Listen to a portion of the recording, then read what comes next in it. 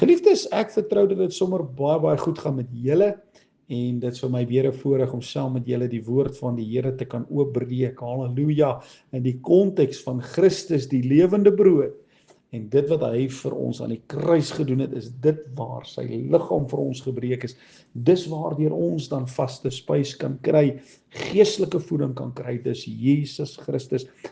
Hy sê immers, Jesus self sê immers, as ons nie van hom neem nie, as ons nie sy vlees is ware voedsel, spys, en sy bloed is ware drank, wie nie van hom neem nie, het nie lewe in hulle nie. Geliefde broeders en susters, hoor mooi wat ek vandag vir jou sê, as ek die woord verkondig, en ek breek hom nie oop, in die konteks van Christus en wat hy gedoen het nie, die lewende brood, kan hierdie die woorde, hierdie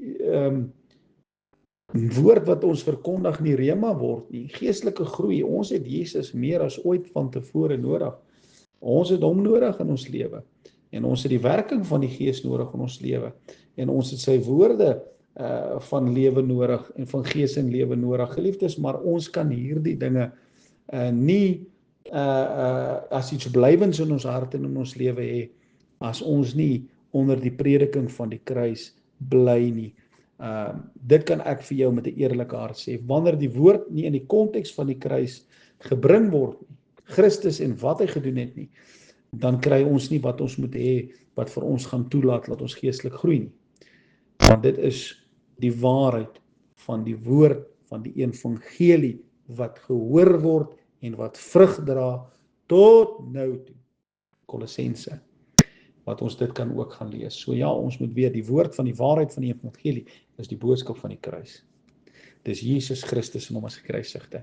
Ons gaan aan met ons studie uit die eerste Psalm, waar die Gees van die Here vir ons gelei het, om dan so ook dit in 'n paar kort boodskappe te kan deurwerk, en ons vertrou die Here dat die Here vir ons dan die waarheid sal bring, want die waarheid, julle sal die waarheid ken en die waarheid sal julle vrymaak. Wat 'n kennis aangaande die waarheid moet ons weet. Ons moet weet dat Jesus Christus, halleluja, en dit wat hy vir ons aan die kruis gedoen het, halleluja, het wat gedoen het vir ons genade kom gee, en dit het dan veroorsaak dat ons vir die Here kan lewe. Die kruis het vir ons 'n dubbelkuur gegee. Dit het die sonde skuld kom betaal, en dit het die mag van die sonde kom breek. En dis hoekom as genade heers, deur die geregtigheid, halleluja, dan kan die sondige natuur nie heers nie. En ons kan vrug dra as ons gehoorsaam word aan hierdie leer, né? En dis die leer, dis die reël, dis die goue lyn, as ek sal sê, dis die bloedlyn, wat van Genesis tot Openbaring deur die woord beweeg. Geliefde boetie en sussie, die woord gedip in die bloed, is dit wat ons moet hoor, want dit is die ewige verbond, wat met julle tot in betrekking het. Ek kan vir jou dit nou sê, as dit nie gebring word deur die kruis nie, dan het dit geen geestelike waarde tot jou lewe nie. Ek het ernstig met jou in hierdie saak. Maar ons gaan aan met vers 4, en ons gaan vers 4 as 'n kernvers vandag bespreek, soos die Heilige Gees dan dit vir ons ook oopbreek. Ek lees dan vir julle van die eerste vers af, is 'n baie kort Psalm, maar ek lees weer van die eerste vers af, Psalm 1. Welgeluksalig is die man wat nie wandel in die raad van die goddelose, en nie staan in die weg van die sondaar, en nie sit in die kring van die spotter nie, maar sy behaag is in die wet van die Here, en hy oordink sy wet dag en nag, en hy sal wees soos 'n boom wat geplant is by waterstrome, wat sy vrugte gee op die regte tyd, en waarvan die blare nie verwelk nie, en alles wat hy doen, voer hy voorspoedig uit. So is die goddelose nie, maar soos kaf wat die wind verstrooi. Geliefde boetie en sussie, daar is net een plek, een manier, en een weg, en dis Jesus Christus. En die enigste manier wat ons deel van Christus kan wees, en in hom kan bly, en in hom kan lewe, die man, halleluja, Jesus Christus, wat in woord en in daad, halleluja, ons verteenwoordiger was wat nooit gesondig het nie, in woord en in daad. Ons is in hom geplant, in hom geplaas, en sodat ons deur hom kan lewe, halleluja, en in hom die lewe kan hê, prys sy lieflike naam. Ons lewe deur die geloof van die Seun van God wat ons lief gehad het en homself oorgegee het. Ons verwerp nie die genade nie, want as geregtigheid deur die wet gekom het, het Christus te vergeefs gesterwe. So wat ek en jy moet onthou, is dat in Christus Jesus, halleluja, is ons op 'n plek waar ons kan vrug dra, waar ons na die Gees kan wandel, en hoe ons vir die Here kan lewe in geregtigheid. Maar om in Christus te bly, is om jou geloof en vertroue, jou objektiewe geloof, te plaas in dit wat Jesus aan die kruis gedoen het. As ek sê, jou geloof en jou vertroue plaas in dit wat Jesus gedoen het aan die kruis, dan sê ek dit met duidelikheid. Geliefdes, ons geloof moet geanker bly in dit wat Jesus gedoen het, en dit daar los, want hy het dit volbring. Ons het nodig om vanuit daardie werk, uit daardie posisie te kan lewe. Halleluja. Ek sterwe in Christus, hy lewe in my hart, en sy lewe word voortgesit alleenlik wanneer ek verenig word met sy dood. So daar is hierso sê, soos die goddelose, so is die goddelose mense nie, maar soos kaf wat die wind verstrooi. Dit is iets wat vinnig, wat niks werd is nie, en vinnig wegbeweeg. Geliefdes, dit laat my dink ook aan elke wind van lering wat Paulus van praat. Elke wind van lering wat verbykom, dat ons nie meegesleep word deur elke wind van lering nie.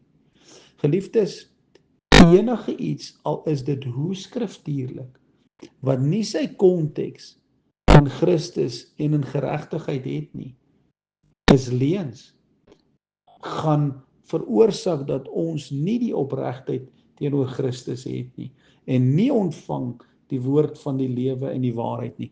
So hoekom sal ek nou so sê? Want Spreuke 12 vers 17 sê, those who show forth righteousness speak of the truth, but the false witness deceit. So op die einde van die dag is dit deceit.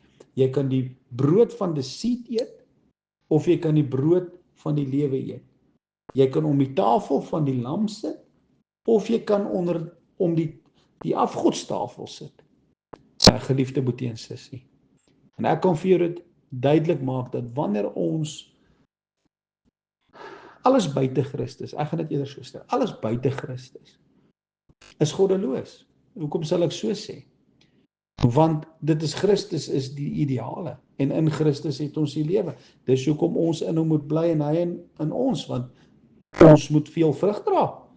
So, om in Christus te wees, is om die lewe te hê. Maar om buite Christus te wees, is om goddeloos te wees. Ek is jammer om dit te sê. As 'n mens hier dink goddeloos, dan wat beteken dit? Ek ken nie die Here nie, ek het nie die Here in my hart nie, en ek wat leef nie volgens sy wil en sy weë nie. 'n Goddelose mens is iemand wat die Here nie ken nie. Maar, kom ek sê vir jou nou, geliefde boetie en sussie, daar is baie mense wat Christene is, of wat 'n vorm van godsaligheid het, maar die krag daarvan verloor het, keer julle van hulle al weg. Dit klink baie hartseer, geliefdes, maar kom ek sê vir jou, enigietsie wat deur God ingebring is, of deurgebring is nie, is goddeloos. Hy het nie sy inspraak nie. En dit moet ons pas op. En dit is soos kaf wat verstrooi word. En dit vergaan. So ons moet baie versigtig wees, geliefde boetie en sussie, dat ons nie meegesleep word deur elke wind van lering, en dat ons nie, jy weet, in Christus Jesus bevind mag word, en in hom bly, sodat ons kan lewe in onsself hê nie. Ons moet versigtig wees. Geliefdes, en dan 5de vers, Daarom sal die goddelose nie bestaan in die oordeel en die sondaars in die vergadering van die regverdiges. Dis nou, geliefdes, wanneer ons eendag voor die Here gaan verskyn, gaan daar nie meer goddeloosheid en dit wat nie van Christus is, gaan nie bestaan nie. Want ons weet dan, alles wat nie van die Here is nie, gaan wegbrand. Alles wat nie van die Here is, gaan nie daar wees nie. So, daar gaan nie meer daai ding wees nie.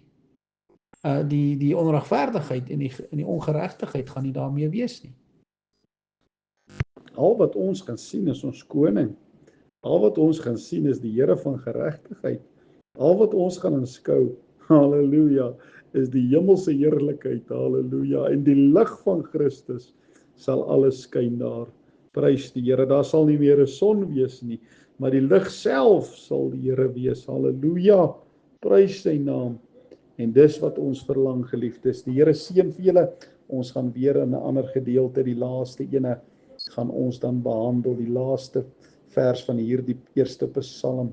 Mag die Here hierdie waarheid van die kruis tot jou hart oopmaak deur die Gees. Blessings.